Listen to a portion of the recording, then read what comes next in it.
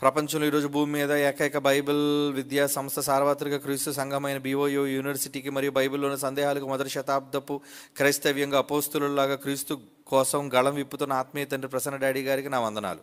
మొదటి యోహాను పత్రిక 2:19 మనము నుండి బయలు వెళ్ళిన వారు మన సంబంధులు కారు, వెళ్ళిన వారందరూ కూడా మన సంబంధులు కాదని ప్రత్యక్షపరచుటకు వారు వెళ్ళిన వాళ్ళు కారా? యోహాను 1:9 అలా వెళ్ళిన వాళ్ళంతా క్రీస్తు బోధయందు నిలిచిన వారు కాదా? యోహాను సువార్త 1:4 రెఫరెన్స్ ఆధారంగా మరి వారంతా దేవుని వాక్యాన్ని ప్రకటించడానికే వెళ్ళారు కదన్నయ్య. అలా మనలో నుండి బయలు వెళ్ళిన సత్యాన్ని అనుసరించి నడుచుకుని వారిని గూర్చి నేను సంతోషించుచున్నాను అంటున్నాడు కదన్నయ్య. ఈ మాట మనలో నుండి బయలు వెళ్ళిన వారిని గురించి మాట్లాడుతున్నాడా? మొదటి ప్రశ్న. అలా మనలో నుండి బయలు వెళ్ళిన వారు సత్యాన్ని చెబుతూ అంగీకరించాలా? సత్యాన్ని చెబుతున్నా అంగీకరించాలా? అలా వెళ్ళిన కొంతమందిలో ప్రేమ ఉంటే సత్యం లేదు, సత్యం ఉంటే ప్రేమ లేదన్నయ్య. రెండో ప్రశ్న.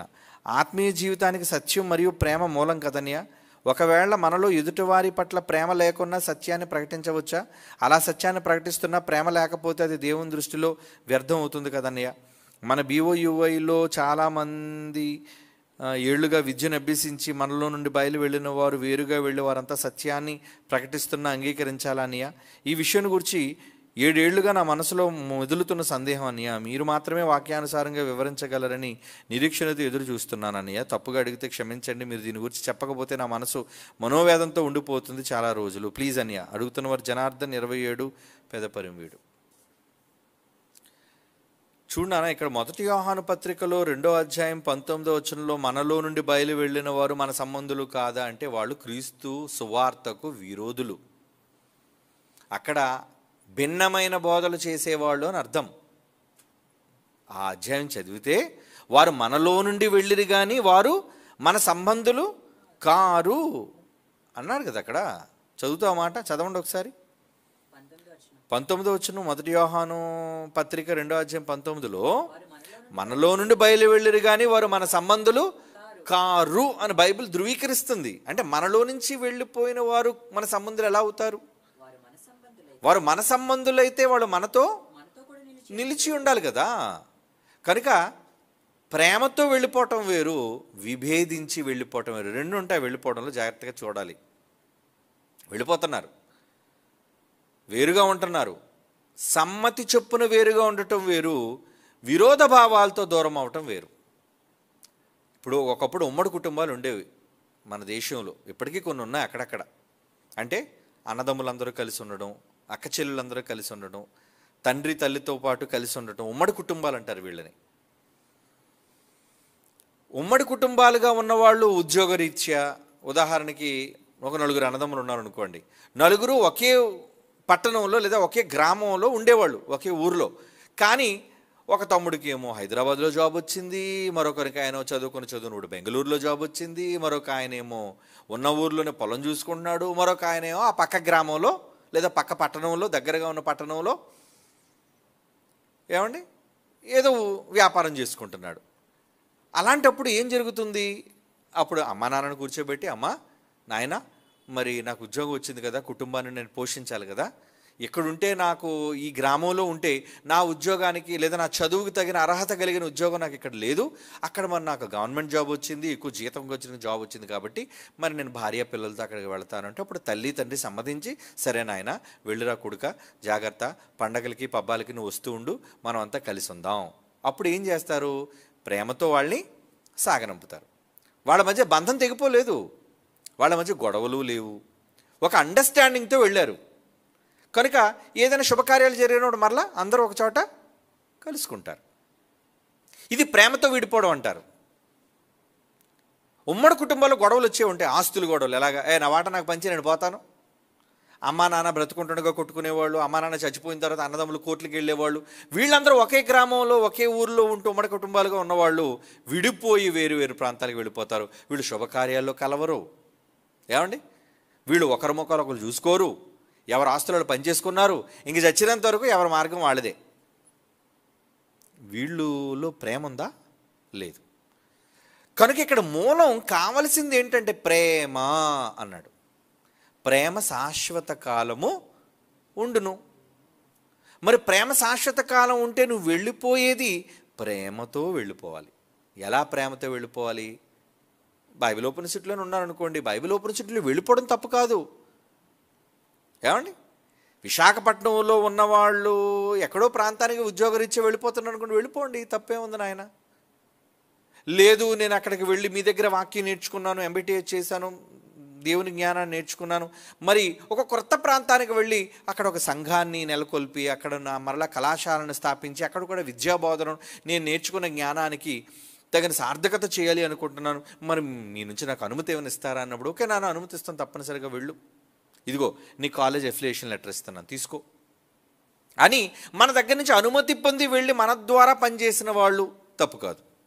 అలాగే మరి నేను వేరుగా వెళుతున్నాను, మీ అనుమతి ఏం అక్కర్లేదు, మీ దగ్గర జ్ఞానం అయితే నేర్చుకున్నాను, మీ దగ్గర నేర్చుకున్న జ్ఞానాన్ని సత్యాన్ని నేను ప్రకటిస్తాను, ఇండివిజువల్గా నేను ఉండాలి అనుకుంటున్నాను అంటే నేను బైబిల్ ఓపెన్ సిటీ అనే బోర్డు కింద నేను ఉండదలుచుకోలేదు, నేను వ్యక్తిగతంగా నేను సేవ చేసుకొని సంఘాన్ని డెవలప్ చేద్దాం అనుకుంటున్నాను. కానీ బోధ మాత్రం పునాది మాత్రం సత్య సంబంధమైనది, ఎందుకంటే సంఘమే కదా సత్యానికి పునాది స్తంభం. కనుక బైబిల్లో నేర్చుకున్న మూలాలను ఏది విడిచిపెట్టకుండా, బైబిల్లో ఉన్న సత్యాలు ఏవి విడిచిపెట్టకుండా నువ్వు ఎక్కడికి వెళ్ళినా మూలాలను బోధించుకుంటూ వెళితే నువ్వు ఎక్కడ ఉన్నా నువ్వు ప్రేమతో ఉన్నట్టే. అంటే సత్యాన్ని విభేదించినట్లుగా నువ్వు ఉండకూడదు. అంతవరకు ప్రేమ కలిగి నువ్వు ఎక్కడి నుంచైతే వచ్చావో వాళ్ళతో సత్సంబంధాలు కలిగి, వాళ్ళు విరోధులు కాదు, శుభకార్యాలకి మంచి కార్యక్రమాలకి లేదా దైవ సంబంధమైన కార్యక్రమాలకి సభలకు నువ్వు వెళ్ళాలి, నువ్వు కలవాలి. ఏమిటి కలవటం తప్పు కాదు, కలవటం తప్పు కాదు, కలవాలి. కానీ కలిసిన తరువాత కూడా నువ్వు వెళ్ళిన తర్వాత ఇద్దరు కలుసుకున్న తర్వాత ప్రేమగా మాట్లాడుకున్నారు, వెరీ గుడ్, సంతోషం. కానీ ఇద్దరూ ఒకే సత్యాన్ని ప్రకటించేవాళ్ళుగా ఉండాలి. ఇది అన్నిటికంటే ప్రధానమైనది. వేరుగా వెళ్ళిన తరువాత వీరిని విభేదించి ఒకరు, వారిని విభేదించి మరొకరు, ఇలా ఒకరినొకరు విభేదించుకుంటూ సత్యాన్ని ఒకవేళ సువార్త ప్రకటన చేస్తే మీ మధ్య ప్రేమ లేదు గనుక, మీ మధ్య సమాధానం లేదు గనుక మీరు అర్పించే అర్పణలను దేవుడు స్వీకరించడు, ప్రేమ లేదు కనుక. అంటే ఏది చేసినా సమాధానపూర్వకంగా చేయాలి. అందరితో గొడవలు ఎందుకు మనకి? దేవుడు బైబిల్లో ఏం చెప్పాడు? సాధ్యమైనంత వరకు మనుషులందరి ఎడల సమాధానంగానే ఉండండి. ఎవరితో మీకు ఎందుకు గొడవలు? ఎవరితో మనకు గొడవలు వద్దు, సమాధానం కావాలి, శాంతి కావాలి. కనుక శాంతిని ప్రకటించడానికి మీరు వెళ్ళండి, ఎవరి దగ్గరికైనా మీరు వెళ్ళండి. మీరు వెళ్ళి మీ సత్యాన్ని వాళ్ళకి చెప్పండి, కానీ వాళ్ళ అబద్ధాన్ని మీరు కోరుకొని తెచ్చుకోకండి. మనం ఎవరి దగ్గరికైనా వెళ్ళొచ్చండి, తప్పు లేదు. అలా అనుకుంటే ఈరోజు నన్ను ఎంతోమంది పిలిచారు. నేను కువైట్ పట్టణంలో అడుగుపెట్టింది కువైట్ క్రైస్ట్ చర్చ్ పిలవటం వల్ల కాదు. మీలో చాలామంది అనుకుంటారేమో సురేష్ గారు నన్ను ఆహ్వానించారని. నన్ను కువైట్ సంఘం ఆహ్వానించలేదు, నన్ను ఇతర సంఘాల వాళ్ళు ఆహ్వానించారు. కువైట్ పట్టణంలోని ఇతర సంఘాల వాళ్ళు, వాళ్ళ మనబోధలు కావు, వాళ్ళంతా స్వస్థతలు, వాళ్ళంతా కూడా ఆత్మలు, వాళ్ళ సంఘాలు వాళ్ళకు ఉన్నాయి, వాళ్ళ విధి విధానాలు వాళ్ళకు ఉన్నాయి. కానీ మన బోధ వాళ్ళకి నచ్చింది, మీరు వచ్చి మా దగ్గర వాక్యం చెప్పండి అని కోరుకున్నారు. ఇప్పుడు మనం వెళ్ళాలా వద్దా? వెళ్ళాం. వెళ్ళి మనం నేర్చుకున్న సత్యాన్ని అక్కడ చెప్పామే కానీ ఒక అబద్ధాన్ని మనం నేర్చుకొని రాలేదు, ఒక అబద్ధాన్ని మనం ధృవీకరించను లేదు, సమర్థించను లేదు. ఏమంటే ఎవరి మధ్యకైనా మనం వెళతాం. ఇప్పుడు గుడారాల పండుగ మనం వెళ్ళవలసిన అవసరం ఏముంది? వాళ్ళు ప్రేమతో పిలిచినప్పుడు సహోదరులుగా మనం ప్రేమించి వాళ్ళని, వాళ్ళ వెనక ఉన్న జనాంగాన్ని మనం ప్రేమించిన వాళ్ళుగా మనం వెళ్ళాం. దేనిక? ఒక అతిథిగా వెళ్ళాం అంతే. మనలో చాలామంది పిల్లలు ఏమంటే లైవ్లో పనికిరాని కామెంట్లు పెట్టారట. మీకు ఇదే బుద్ధి లేని తన జ్ఞానం ఎక్కువై మంచి చెడ్డ వివేచించకుండా ఏది పడితే అది మాట్లాడడం, అంటే పొరుగు వారిని కలుపుకోవటం మీకు నచ్చదు. అర్జెంటుగా ప్రసన్న అన్నయ్య గారికి వాక్యం ఇవ్వండి, మీరెవరు చెప్పడానికి వాక్యం ఇవ్వమని? అయినా నేను వాక్యోపదేశకుడికి వెళ్ళాను, అక్కడ నన్ను ముఖ్య ప్రసంగికుడికి ఏమైనా వేసారో చెప్పండి. నన్ను ఒక అతిథిగా పిలిచారు, పిలిచినందుకు వాళ్ళు నాకు బొకే ఇచ్చారు, పిలిచినందుకు వాళ్ళు నన్ను గౌరవించారు. ఆ ఫోటోలు కూడా మీరు చూశారు. మరి చూసినప్పుడు ఇంకేం చేయాలి? అంటే ప్రసంగం ఇచ్చేయాలి నాకు? వాళ్ళ వేదిక మీద నాకు ప్రసంగం ఇవ్వాలా? అంటే ఇచ్చినంతవరకు మీకు మనశ్శాంతి లేదనమాట. అంటే ప్రసంగం ఇస్తేనే కలుపుకున్నట్ట? ఎందుకు ఇలా తయారైపోయారు మీరు? చాలా వరకు బైబిల్ ఓపెన్ యూనివర్సిటీలో ఇటువంటి అగంతకులైన వాళ్ళు చాలామంది ఉన్నారు. మీలో ఎవరైనా ఉంటే మారండి అటువంటి వాళ్ళు. వద్దు, నేను పబ్లిక్గా చెప్తున్నాను మీ అందరికీ కూడా హెచ్చరిక. మనం వెళ్ళింది మన ప్రేమను వాళ్ళకి తెలియజేయడానికి. ఎందుకంటే మనం ప్రేమిస్తేనే కదా. వాళ్ళలో ఉన్న వాళ్ళకి అనేక మందికి ఈరోజు కాకపోయినా రేపైనా ఒక సంకేతాన్ని మనం పంపించి మనం ఎవరికి విరోధం కామని విషయాన్ని చెప్పి మనం నేర్చుకున్న సత్యాన్ని వాళ్ళకి ప్రకటించే అవకాశం ఉంటుంది. నన్ను పంపించే ముందు జైశాల్ గారు ఒకటే చెప్పారు, నాయన ఈ సంఘాలన్నిటి మీద నేను దండెత్తి 40 ఏళ్ళు యుద్ధం చేశాను రా. దానివల్ల ఏం ఉడిగింది? ఎవరు మారిపోయారు? ఎవరూ మారలేదు. కనుక మనం నాయకులైన వాళ్ళు త్రోసిపుచ్చటం వల్ల వాళ్ళ వెనక ఉన్న అమాయకులైన వాళ్ళందరినీ మనం పోగొట్టుకుంటున్నాం. ఒక నాయకుడిని తృణీకరించడం వల్ల, ఒక ఫెలోషిప్ను తృణీకరించడం వల్ల, ఒక సంఘాన్ని తృణీకరించడం వల్ల వాళ్ళ వెనక ఉన్న వాళ్ళందరినీ కాదనేసుకుంటున్నాం. అదే ప్రేమతో వాళ్ళ దగ్గరికి వెళ్ళడం వల్ల మనమే మారిపోయాం. మనం ఏమైనా సత్యాన్ని అసత్యంగా మార్చేసామా? లేదే. మనం ఏ సత్యం మీద నిలబడి వెళ్ళామో అదే సత్యం మీద నిలబడే ఉన్నాం, మనం ఉంటాం కూడా.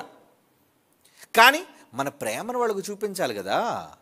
చూపించాలంటే నువ్వు వాళ్ళ దగ్గరికి వెళ్ళాలి కదా. మనకు ద్వేషం లేదనే విషయాన్ని, ఒక సంకేతాన్ని మనం చెప్పాలి కదా. కానీ ఆ రోజు చాలామంది ఈ కామెంట్లు పెట్టడం వల్ల వాళ్ళు పెద్దలైన వారు చాలామంది బాధపడ్డారు. ఏంటండి ప్రసన్నబాబు గారికి మెసేజ్ ఇవ్వలేనందుకు ఇంతగా విరుచుకుపడిపోతున్నాడంటే మీరంతా ఏమైనా గోండాలా, బెదిరింపులా? ఏమండి, మన జాతీయ సదస్సు జరిగింది. ఏమండి, మన జాతీయ సదస్సుకు పిలిచి జైశాల్ గారి కంటే ముందు ముఖ్య ప్రసంగం లేదంటే ముందు ప్రసంగం బయట వాళ్ళకి ఎవరికైనా ఇస్తారా? చెప్పండి మీరు. సదస్సు మనది, కార్యక్రమం మనవి. ఎవరినో పిలిచిన వాళ్ళకి ఎందుకు ఇస్తే? ఏదో అతిథిగా పిలిచాం, ఇష్టమైతే 2-3 మాటలు మాట్లాడమంటాం, లేదా టైం కుదరకపోతే వాళ్ళని గౌరవించి పంపించేస్తాం, అంతేనా? అంతేగాని వేదిక మీదకి వచ్చిన వాళ్ళందరూ కూడా మాట్లాడాలని ఏం లేదు. దేవుని పిల్లలారా, ఇక్కడ మనం తెలియజేయవలసిన విషయం ఏంటంటే మనం అందరితోనూ సమాధానంగా ఉంటాము అనే విషయాన్ని తెలియజేయడానికే ప్రసన్నబాబు వెళ్ళాడు. అది కువైట్ వెళ్ళినా, అది ఖత్తర్ వెళ్ళినా, లేదంటే భవిష్యత్తులో ఇంకెక్కడికి వెళ్ళినా, ఎవరి దగ్గరికి వెళ్ళినా, ఏమండి, ఒక బయట సంఘస్థులు మనల్ని పిలవగలుగుతున్నారంటే దేనికి వెళుతున్నాం? మనం దేనికి వెళుతున్నాం? మన వాక్యాన్ని వాళ్ళకి చెప్పడానికి. వాళ్ళు ఇచ్చిన సాక్ష్యాలంటే మీకు తెలుసు. మన కాకినాడలో జరిగిన మీటింగ్స్ వాళ్ళంతా మన ఫెలోషిప్ వాళ్ళు కాదు, వాళ్ళు మన సంఘం వాళ్ళే కాదు వాళ్ళు. కానీ ఆ ప్రసంగికుడు, ఆ బోధకుడు, నన్ను పిలిచిన సంఘానికి సంబంధించిన కాపరి ఏం మాట్లాడు వేదిక మీద మీరు లైవ్ చూసినప్పుడు తెలుస్తుంది. మీరు కొంతమంది లైవ్ చూడరు, ఎందుకంటే మీరు మహాజ్ఞానులు.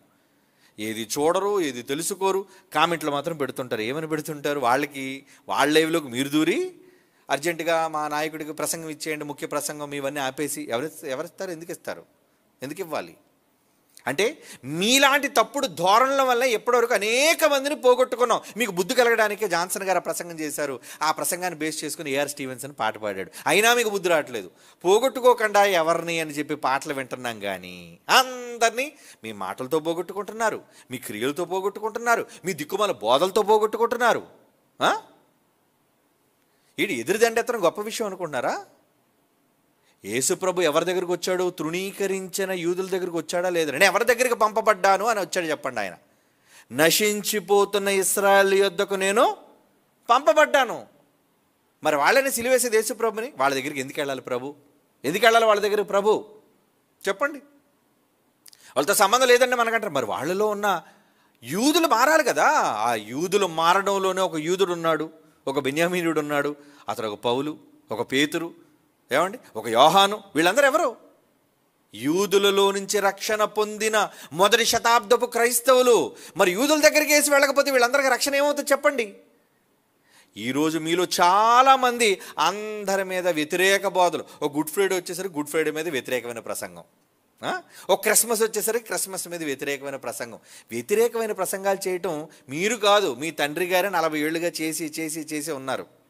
ఇప్పుడు మళ్ళీ మీరు కొత్తగా చెప్పేది ఏముంది చెప్పండి? మీరు చేతనైతే మీ మంచి వాక్యంతో, స్వచ్ఛమైన బోధతో 10 మందిని కాపాడండి, 10 మందిని రక్షించండి. అగ్ని నుంచి రక్షించమన్నాడుగా, మనం వెళ్ళాలిగా. రక్షించాలి అంటే మనం చెయ్యివ్వాలి కదా. ఎక్కడో ఇంటి దగ్గర ఉండి ఏమండి ఇబ్బందులు ఉన్నవాడిని బయటకు వచ్చేయండి అంటే ఎలా వస్తారు బయటికి? నువ్వు దగ్గరికి వెళ్ళు, వాళ్ళకి చేయూతనివ్వు, వాళ్ళు బయటకు వస్తారు. కనుక ఎక్కడికి కదలకుండా ఏమండి ఇంట్లో కూర్చొని పనికిరాని మాటలు, పనికిరాని ప్రసంగాలు చేయడానికి అలవాటు పడిపోతున్నారు. దీనివల్ల మీరందరూ మీ పొరుగువాని గురించి లెక్క చెప్పుకోవాలి. ఎందుకంటే మీ మాటలు, మీ ప్రసంగాల వల్ల దూరం చేసుకున్నారు. మరి ఉన్నది ఉన్నట్టుగా చెప్తున్నాం కదంటే చెప్పండి, ఉన్నది ఉన్నట్టుగా. ఎప్పుడు ఎన్నిసార్లు? ప్రేమతో మార్చటం అనేది, జ్ఞానం ఉప్పొంగ చేయను. ఈ ప్రసంగం మీకు చాలాసార్లు చేయాలి, కానీ మీకు బుద్ధి రావట్లేదు. పౌలు గారు ఒక విషయాన్ని చెప్పారు, మా దగ్గర సత్యం ఉందండి, మా దగ్గర జ్ఞానం ఉందండి, ఉన్నది ఉన్నట్టుగా కొండ బద్దలు కొట్టి బల్ల గుద్దేసి చెప్పేస్తాడంటే బల్ల గుద్దేసి చెప్తారా? యేసుప్రభు బల్ల గుద్దేసి ఎవరి దగ్గరికి వెళ్లకుండా పోయాడు చెప్పండి? పాపులు వద్దనుకుంటున్న పాపుల దగ్గరికి వెళ్ళాడు. ఇశ్రాయేలు తృణీకరిస్తున్న వాళ్ళ దగ్గరికి వెళ్ళాడు. ఎందుకు తిరిగాడు చెప్పండి? అందరినీ కావాలని కోరుకున్నాడు. నేను అందరి కోసం పంపబడ్డాను, అది ఆయన చెప్పుకున్నాడు. నేను అందరి కోసం వచ్చాను, అందరూ నాకు కావాలి. ఇందులో యూదుడని గ్రీసు దేశస్తుని భేదం లేదు, స్త్రీ అని పురుషుడని భేదం లేదు. అందరి కోసం నేను పంపబడ్డాను, అందరి దగ్గరికి నేను వెళతాను అని అన్నాడు. వెళ్ళాడు. మీరేంటి గిర్లు గీసుకుంటున్నారు? మేము ఎక్కడికి వెళ్ళమండి, అక్కడికి వెళ్ళమండి, వాళ్ళు తప్పుడు బోధండి. తప్పుడు బోధ అయితే నువ్వు వెళ్ళేం తప్పుడు బోధ చేయట్లేదు కదా. నువ్వు వాళ్ళ దగ్గరికి వెళ్ళినా, బయట సంఘం వాళ్ళని పిలిచినా, నువ్వు నేర్చుకున్న స్వచ్ఛమైన బోధ కదా చేస్తున్నావు అక్కడ. నన్ను వాళ్ళందరూ పిలిచారండి వాళ్ళ సంఘాల్లో. వాళ్ళంతా పాపం ఆత్మలు వస్తున్నారు, గెంతుతున్నారు. నేను కాముగా ఉన్నానండి, ఏం చేయలేదు. కానీ నన్ను ఏం అనలేదు. ఏమండి మేమందరం గెంతుతున్నాం, ముఖ్య ప్రసంగికులకు వచ్చిన మీరు ఎందుకంటే గెంతట్లేదని నన్ను అడగలేదండి, ఎవరు క్వశ్చన్ చేయలేదు. కానీ వాళ్ళు ఒకటే నిర్ణయం తీసుకున్నారండి. కువైట్ పట్టణంలో ఏం తీసుకున్నారో తెలుసా? అయ్యగారు వచ్చేసారి మేమంతా కలిసి, పాస్టర్స్ అసోసియేషన్ అందరం కలిసి మిమ్మల్ని మేము రప్పించబోతున్నాం, మీరు మాకు మాట ఇచ్చేయండి ముందే. ఏంటి, నేను గెంతకపోయినా, నేను వాళ్ళ చేతులు ఎత్తకపోయినా, ఏమండి ఇవన్నీ వాళ్ళ కళ్ళ మీద నిశ్శబ్దంగా మౌనంగా ఉన్నాను, కానీ వాళ్ళు దాన్ని అవమానంగా ఫీల్ అవ్వలేదు. సుమా, నేను చెప్పిన వాక్యానికి ఆకర్షితులై మీరే రావాలి అని పట్టుబట్టారు. మరలా వెళతాను, మీ కళ్ళతో మీరు చూద్దురు. కానీ అలా మనం వాళ్ళ హృదయాలను గెలుచుకునే యుద్ధం చెయ్యాలి. ఏమండి ఎంతసేపు నాయకుడు కాదనుకుని వాళ్ళు తప్పు, వీళ్ళు తప్పు, వీళ్ళు తప్పు, వాళ్ళ తప్పు అనుకుని పోగొట్టుకుంటున్నారు అందరినీ. ఏమండి రోగులైన వారు ఎవరు హాస్పిటల్కి రావడానికి వీలేదని డాక్టర్లు బోర్డు పెడతారు. ఎందుకు హాస్పిటల్? ఎందుకు హాస్పిటల్? రోగుల కొరకే హాస్పిటల్, ఆరోగ్యవంతులకు వైద్యులు అక్కర్లేదు. మరి వాళ్ళ రోగాలతో ఉన్నారు, వాళ్ళ రోగాలు నువ్వు చెప్పవా, బాగు చెయ్యవా? ముందు వెళ్ళి నీ ప్రేమను చూపించు. నీకు ప్రేమను చూపించడం రాదు, నీకు ఎంతసేపు జ్ఞానం, నా దగ్గర రెఫరెన్స్లు ఉండండి. నీ దిక్కుమాలి రెఫరెన్స్లు ఉన్నాయని గొప్ప చెప్పుకోవడం కాదు. అందుకే పౌలు మీలాంటి బుద్ధిహీనుల కోసం ఏమన్నాడు చూస్తారా? కొరింథీయులకు రాసిన మొదటి పత్రిక 8వ అధ్యాయం 1వ వచనం. కొరింథీయులకు రాసిన మొదటి పత్రిక 8వ అధ్యాయం 1వ వచనం. ఏంటి మీకు జ్ఞానం అనుకుంటున్నారు? జ్ఞానం వచ్చేసింది, మా జ్ఞానం వచ్చేసింది. బైబిల్ ఓపెన్ యూనివర్సిటీలో జ్ఞానం ఉందేమో, భక్తి లేదు. మరలా చెప్తున్నాను, మీలో చాలామంది మా జ్ఞానం వచ్చేసింది, ఎంబీటీఎస్లు చేసేసాం అనుకుంటున్నారేమో, జ్ఞానం వచ్చేసింది, ప్రసంగికులం అయిపోయాని. మీలో భక్తి సన్నగిల్లిపోతుంది. బయట సంఘాల్లో జ్ఞానం లేదు, కానీ భక్తి ఉంది వాళ్ళకి. మూఢభక్తి అయినా, పిచ్చి భక్తి అయిన దేవుడి మీద. ఏమండి వాళ్ళు చూడండి, దానికి నిదర్శనం మీకు చెప్పమంటారా? ఎంత సత్యం తెలిసిన మనం లైవ్ పెడితే ఆదివారం ఉదయం వస్తారండి, మధ్యాహ్నం రారండి, సాయంత్రం రారండి, శనివారం పూట సాయంత్రం రారండి, లైవ్ కూడా ఎక్కువ మంది చూడరండి. కానీ బయట సంఘాల్లో చూడండి, వాళ్ళ లైవ్లు ఓపెన్ చేసి చూడండి మీరు. రోజు వాళ్ళ కార్యక్రమాలు పెట్టినామండి, రోజు జనాలు తండోపు తండాలుగా వెళ్తారు, రోజు వాళ్ళ దగ్గర కూర్చుంటారు, రోజు లైవ్ వింటారు. మీరు వింటారా? మీరు వింటారా చెప్పండి? అదే సాక్ష్యం, మీ భక్తికి సాక్ష్యం మీ కళ్ళ ముందే పెట్టాడు దేవుడు. ఏముంది భక్తి మీకు? ఇప్పుడు చదవండి, మీలాంటి వాళ్ళ కోసం చెప్తున్నాడు. మనమందరం జ్ఞానం. బైబిల్ ఓపెన్ సిటీ వారులారా, మాకేదో పెద్ద జ్ఞానం ఉందని మీరు బేరాలు పలుకుతున్నారే. మీ తండ్రి మీకు నిజంగా మంచి జ్ఞానాన్ని నేర్పించాడు ఈ తరంలో. కానీ ఆ జ్ఞానం తెలుసుకొని కొమ్ములొచ్చి మీరు ఏమనుకున్నారంటే మీరందరూ జ్ఞానము గలవారని అనుకుంటున్నారు. జ్ఞానం ఉప్పొంగిపోతున్నారు. దేనికి?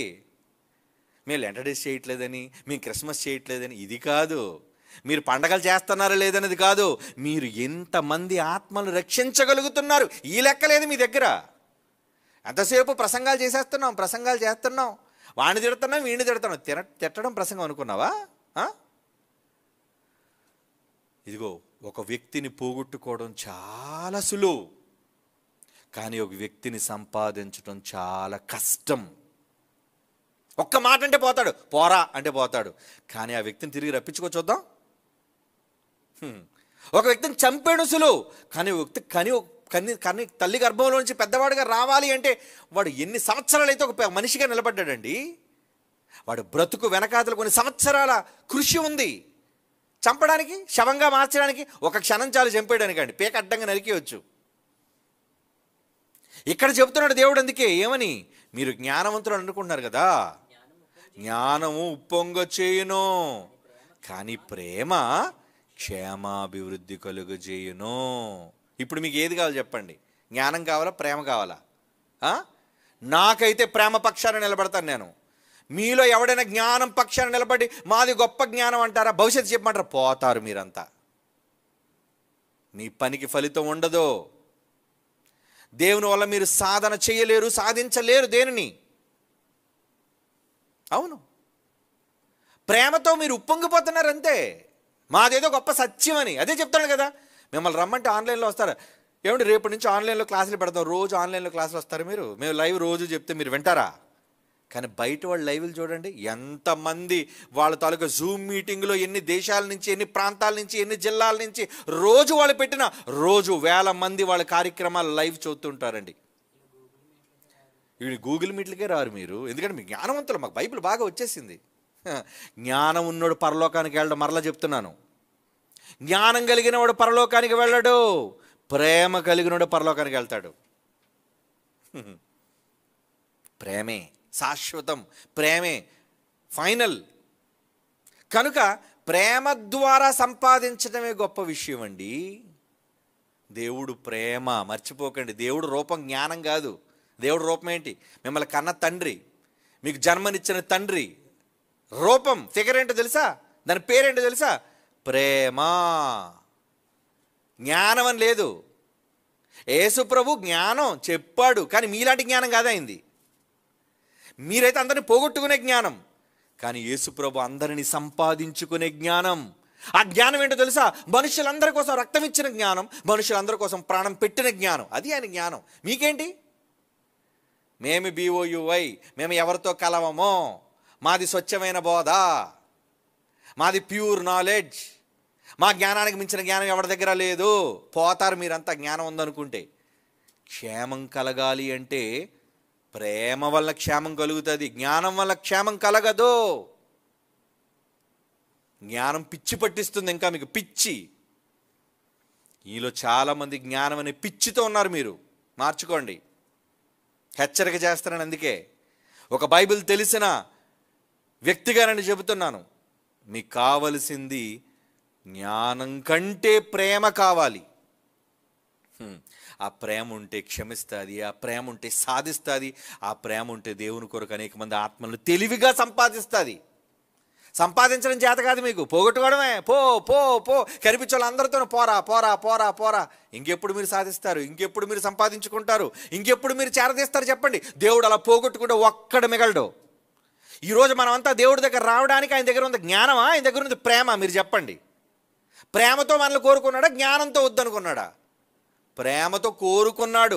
మన చెడ్డవాళ్ళమైనా దుర్మార్గులమైనా మనల్ని ప్రేమతో కావాలనుకున్నాడు. నువ్వు ఆయనకంటే గొప్పోడువా? మీరంతా నేరస్తులు, మీరంతా తప్పోళ్ళు, మీరంతా బైబిల్ తెలియనోళ్ళు, జ్ఞానానికి భిన్నంగా ఉన్నోళ్ళు. ఓవర్ అయిపోయింది మీ జ్ఞానం. అణిచేస్తాడు దేవుడు. మీరు డెవలప్ అవ్వరు, మీలో అభివృద్ధి రాదు. రావాలి అంటే ప్రేమను నేర్చుకోండి ముందు, భక్తిని నేర్చుకోండి ముందు. ఇది రాకుండా వాళ్ళ మీద యుద్ధం, వీళ్ళ మీద యుద్ధం. ఎవరి మీద యుద్ధం చేస్తారు? సహోదరుల మీద. ఇంటోడి మీద యుద్ధకి వెళ్ళడం గొప్పోడు కాడు, బయటోడిని గెలవడం గొప్పోడు. బయట నువ్వు గెలిచి చూపించు. మీకు గెలవటం చేత కాదు, పోగొట్టుకోవడంలో నెంబర్ 1 మీరంతా. దేవుని పిల్లలారా, మిమ్మల్ని ప్రేమించి దేవుడు హెచ్చరిక మాటలు చేస్తున్నాడు. కనుక బయట వాళ్ళు పోతున్నారని దేన్ని బట్టి పోయారు? ప్రేమతో పోయారా, లేదా వద్దనుకొని పోయారా? జ్ఞానం ఎక్కువై మాదే జ్ఞానం అనుకొని బయటకు పోయినవాడు ఎవడు పరలోకానికి వెళ్ళడు. ప్రేమతో కలిసి వచ్చేవాడు, బోధలో ఒక్కటిగా నిలబడేవాడే ప్రేమ ఉన్నవాడు. సత్యానికి సంబంధించిన వాక్యాన్ని ఎక్కడికి వెళ్ళినా చెప్పేవాడు. అలాంటివాడండి.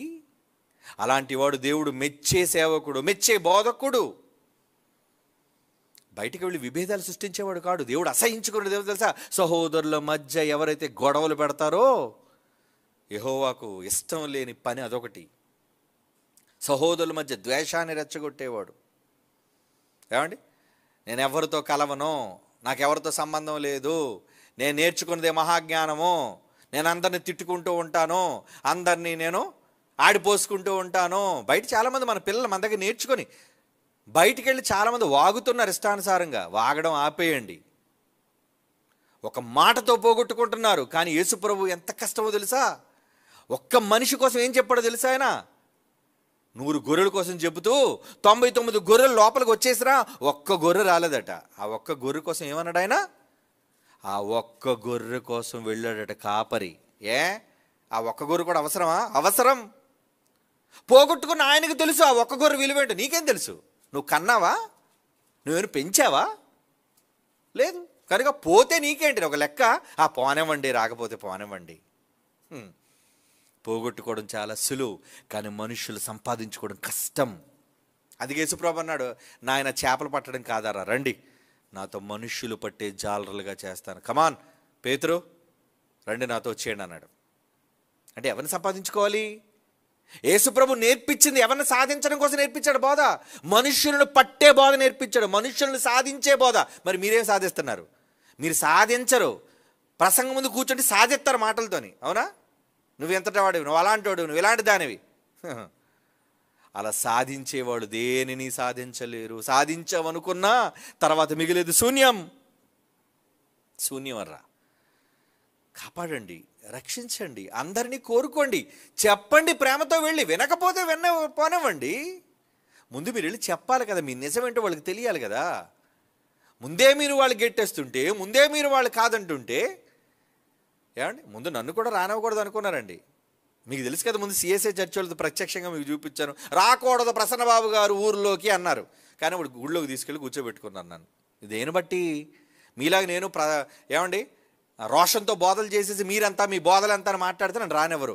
కానీ వాళ్ళ ప్రేమను నేను పొందేవాడినా? వాళ్ళు దేవుని కోసం విరాళం ఇచ్చారు, మీరు చూశారు కదా మీ కళ్ళతో. నేను అబద్ధాలు చెప్పటం లేదు, వీడియో చూపించాను మీకు. అలాగే కువైట్లో కూడా నేను అడుగు పెట్టడానికి సంఘాలన్నీ వ్యతిరేకించారు. రాకూడదండి బాబు ఈ బోధలన్నీ కూడా. ఆ ప్రసన్నబాబు గారు కానీ, ఆయన తండ్రి గారు కానీ, జైశాలి గారు కానీ, ఈ బోధలు మనకు పడవండి అని. కానీ నేను మాట్లాడిన కేవలం 20 నిమిషాల ప్రసంగంతో మొత్తం అందరూ ఫ్లాట్ అయిపోయారండి. 40 మంది బోధకులు వేదిక మీద కూర్చున్నారు. ఇప్పుడు పోటీ పడుతున్నారు వాళ్ళంతా. ప్రసన్నబాబు గారు మాకు కావాలంటే మాకు కావాలి. మరి వాళ్ళ సంఘాల్లోకి వెళ్ళి నేను వినిపించాను వాక్యం. అందరి సంఘాలకు తిరిగాను నేను. చిన్న పెద్ద అన్న తేడా లేకుండా నేను వెళ్ళి వాళ్ళందరికీ వాక్యం చెప్తే ఆశ్చర్యచకితులు అయిపోతున్నారు. ఏంటండి ఇలా అనుకోలేదండి ప్రసన్నబాబు గారిలో ఈ జ్ఞానం ఉందని, ఇంత గొప్ప ప్రేమ ఉందని మాకు తెలియట్లేదండి. అడగండి ఎవరినైనా కావలిస్తే. మరలా వాళ్ళు పిలుస్తేనే నేను వెళ్ళబోతున్నాను, వెళతాను కూడా. ఎందుకు? విదేశీ పర్యటన కోసం వచ్చా. అది గ్రామమైనా, పట్టణమైనా, పల్లె అయినా, దేశమైనా వెళ్తాను. అది అలాగని పల్లెలకు వెళ్ళలేదా? మీకు తెలిసి ఎన్ని పల్లెలకు వెళ్ళలేదు, ఎన్ని గ్రామాలకు వెళ్ళలేదు చెప్పండి. అది గ్రామమైనా విదేశమైనా సరే వెళతాను. దేనికోసం? గొప్పల కోసం కాదు, ప్రజల కోసం, దేవుని కోసం. దేవుడు పోగొట్టుకున్న మనుషులు సంపాదించడం కోసం యేసుప్రభు అందుకే వచ్చాడు. ఏమని? పోగొట్టుకున్న దానిని వెదకి రక్షించుటకే. మనుష్య కుమారుడు దేనికి వచ్చాడు? నశించిన దానిని వెదకి రక్షించుటకు వచ్చాడు ఆయన. నశించిపోయారు చాలామంది, నశించిపోతున్నారు. భిన్నమైన బోధలో నశించిపోతున్నారు, తప్పుడు జ్ఞానంలో నశించిపోతున్నారు. వాళ్ళందరినీ కాపాడవా? కాపాడాలంటే ముందు నీకు ఏం కావాలి? జ్ఞానం కావాలా, ప్రేమ కావాలా? పక్కన పెట్టే జ్ఞానం తీసి ప్రేమను చూపించు. మనం ప్రేమతో వాళ్ళ మధ్యకి వెళ్ళినా వాళ్ళ మలినమేం మనకు అంటుకోదు. అంటే అంటించుకున్నంత బలహీనులమా? వాళ్ళ అబద్ధ బోధల్లోకి వెళ్ళాము, వాళ్ళ సంఘాల్లోకి వెళ్ళాము, మనకేమంటుకుంది మలినం? నా బోధ ఏమైనా మార్చేశానా? లేదే. పోనీ సత్యానికి భిన్నంగా ఏమైనా మాట్లాడారా? లేదే. ఎక్కడికి వెళ్ళినా సత్యం సత్యం ఉన్నది ఉన్నట్టుగానే చెబుతాను. నువ్వు మారినప్పుడు, నీ బోధ మారినప్పుడు ఎంతమంది మధ్యకి వెళ్తే ఏంటి, ఎవరు పిలిస్తే నీకేంటి? ఈ విషయం తెలియక చాలామంది అల్పజ్ఞానులు, మిడిమిడి జ్ఞానం కలిగిన వారు. నేర్చుకోండి, ఇంకా చాలా నేర్చుకోవాలి మీరు. ఎంబీటీహెచ్ అయిపోయినంత మాత్రాన బైబిల్ వచ్చని చాలామంది అనుకున్నారేమో. పాత నిబంధన పుస్తకాల్లో ప్రవక్తల గ్రంథాలు తీసి అడిగితే జవాబు లేదు మీ దగ్గర. ఎందుకంటే చాలా సబ్జెక్ట్స్ ఇంకా మీరు నేర్చుకోలేదు. నేర్చుకోవాలి. ప్రతి సంవత్సరం జరిగే సెమినార్కి వస్తూనే ఉండాలి, నేర్చుకుంటూనే ఉండాలి. ఎంబీటే చేసేసాం, మాకేదో గొప్ప కూరలు వచ్చేసే, కొమ్ములు వచ్చేసే, మాకు అంతా తెలిసిపోయింది అనుకున్నారేమో. మరలా ఇప్పుడు చెప్తున్నాను, మీకు ఇంకా ఏమీ తెలీదు. బైబిల్లో బేసిక్స్ నేర్చుకున్నారు అంతే. ఆదికాండ నుంచి ప్రకటన వరకు పుస్తకాలు నేర్చుకున్నారు మీరు. చాలా సబ్జెక్ట్ ఉంది బైబిల్లో. కనుక జ్ఞానం కోసం పోరాడకండి, ప్రేమ కోసం ఆతురపడండి. నశించిన దాన్ని వెతక రక్షించడం కోసం యేసుప్రభు ఎలా ప్రయాసపడ్డాడో దానికోసం మీరు ఆలోచించండి. మీకు వద్దా? ప్రయాసపడి వెతక రక్షించడం వద్దా? ఒక్కడు కూడా నశించవాలని నిశ్చయింపక నీ తండ్రి ఎదురు చూస్తుంటే నీకేంటి పోగరు? పోతే పోనే ఉండే, ఎవడపోతే మనకేంటి? ఎంత ధీమా నీకు! అవును కదా, సవత తల్లి నువ్వు కనలేదు కదా, ప్రేమ ఏంటో నీకు తెలీదు. కన్నవాళ్ళకు తెలుస్తుంది ఆ బాధ ఏంటో, ఒక ఆత్మను పోగొట్టుకోవడం ఏంటో. కానీ ప్రకటించాల్సిన బాధ్యత మన మీద ఉంది. చెప్పాలి, అందరికీ చెప్పాలి. నిజం నమ్మినవాడు, నిజాన్ని నమ్మనివాడు నిర్ణయం వాళ్ళది. కానీ నువ్వు చెప్పాలి కదా. అసలు విననివ్వకుండానే కట్టేస్తున్నారండి అడ్డుగోళ్ళు. కట్టేసింది ఎప్పటివరకు? ఇతర సంఘాల వాళ్ళు మన మీద ఏమైనా ప్రచారం చేస్తారంటే, వద్దు వీళ్ళు బోధలు వినకండి, మన ప్రసంగాలు వినకుండా పోతున్నారండి వాళ్ళు. ముందు నీ వాక్యం వింటే, నీలో సత్యం ఉందని గ్రహిస్తే, నువ్వు ఎక్కడున్నా పరిగెత్తుకొని వెతుక్కుంటూ వస్తారు నీ దగ్గరికి. అది ఈరోజు మనం అమలు చేస్తున్న విధానం. ముందు వాళ్ళ మధ్యకి వెళ్ళాలి కదా, మన వాక్యం ఏంటో నేర్పాలి కదా, మన ప్రేమ ఏంటో చూపించాలి కదా. అప్పుడు కదా వాళ్ళు పరిగెట్టుకొని వస్తారు. దేనికి అవకాశం ఇవ్వకుండా నువ్వు వాళ్ళ దగ్గరికి వెళ్ళకుండా, వాళ్ళ దగ్గరికి రాకుండా, మీది తప్పు అంటే, ఒరేయ్ ఇటు ప్రసంగం ఆపేయండి, వినకండి, పోయింది అక్కడితో. నీ కష్టం లేదు, నీ ప్రయాసం లేదు, ఏమీ లేదు. అలాంటి వాళ్ళకు ఉండకండి. ఏమండి, జైశాలి పీడి సుందరరావు గారు ఎంతమంది ఎన్ని సంఘాలు పిలిస్తే వెళ్ళారు మీకేం తెలుసు? నాకు తెలుసు. ఒక నారాయణగూడ బ్యాప్టిస్ట్ చర్చికి వెళ్ళడం కానీ, లేదంటే ఇతర ప్రాంతాలుగా అనేక సంఘాలు, ఇతర సంస్థలు వాళ్ళు పిలిచినప్పుడు వెళ్ళటం కానీ వెళ్ళబట్టానండి ఈరోజు వాళ్ళందరూ వచ్చారు. ఇంతమంది సైన్యం వెనకదండి, లక్షల మంది వచ్చారంటే. ఏమండి, అందరూ హైందవుల నుంచి మారిన వాళ్ళే కాదండి, హైందవుల నుంచి మారిన వాళ్ళు ఉన్నారు చాలామంది. కానీ ఇతర సంఘాల నుంచి కూడా వాళ్ళ బోధలు తప్పని తెలుసుకొని వచ్చిన మీలో కొంతమంది లేరా? ఉన్నారు. మరి నువ్వు చెబితేనే కదా, నువ్వు వెళితేనే కదా. నువ్వు వెళ్ళవు, చెప్పవు, నా జ్ఞానం ఉందని చెప్పుకుంటావు. జ్ఞానం ఉందని ఉప్పొంగేవాడు మూర్ఖుడు, బుద్ధిహీనుడు. ప్రేమను కావాలనుకునేవాడు ఏం చేసేవాడు తెలుసా? ఉప్పొంగ చేసే జ్ఞానం కన్నా క్షేమాభివృద్ధి కలుగ చేసే ప్రేమను నమ్ముకున్నాడు గొప్పడు. క్షేమాభివృద్ధి కావాలి, క్షేమంలోనే అభివృద్ధి ఉంది. కనుక జనార్దన్ అడుగుతున్నట్లుగా చాలామంది వెళ్ళిపోతున్నారంటే దేన్ని బట్టి వెళ్ళిపోతున్నారు, వెళ్ళిన వాళ్ళు ఎలా ఉన్నారని దాన్ని బట్టి తీర్పు జరుగుతుంది. ఇప్పుడు నువ్వు ఆలోచించుకో, సబ్జెక్ట్ చెప్పానుగా. వెళ్ళిన వాళ్ళు కలిసి ఉన్నారా అంటే వ్యక్తులుగా కలుసుకోవటం కాదు, బోధలో కూడా కలిసి ఉండాలి. వాక్యాన్ని భిన్నంగా బోధించటం కాదు, ప్రేమ లేకుండా ఒకరి మీద ఒకరు దుమ్మెత్తిపోయడం కాదు. ప్రేమతో ఎవరైతే కలిసి ఉంటారో, ప్రేమతో ఎవరైతే విడిపోతారో, ప్రేమతో ఎవరైతే క్షేమంగా దూరంగా వెళ్ళి పనిచేస్తారో, ఎవరైతే వాక్యాన్ని అసత్యంగా మార్చకుండా ప్రకటిస్తారో వాళ్ళందరూ ఎప్పుడు ఒక్కటే, కలిసి ఉన్నట్టే. అలా ఉండే వాళ్ళను మాత్రమే దేవుడు స్వీకరిస్తాడు. భిన్నాభిప్రాయాలతో, వంచనతో మనుష్యులను వేరు చేయాలని తప్పుడు బోధనలు, పరిశుద్ధాత్మ విరోధంగా మాట్లాడి బైబిల్లో లేని విషయాలు చెప్పేవాళ్ళు ఎవరైతే ఉంటారో వాళ్ళందరూ కలిసి ఉన్నవారు కారు. అది దేవుడే తీర్పు తీరుస్తాడు వాళ్ళ బోధలను బట్టి. కనుక జనార్దన్, నువ్వు నిర్ణయించుకో. God bless you.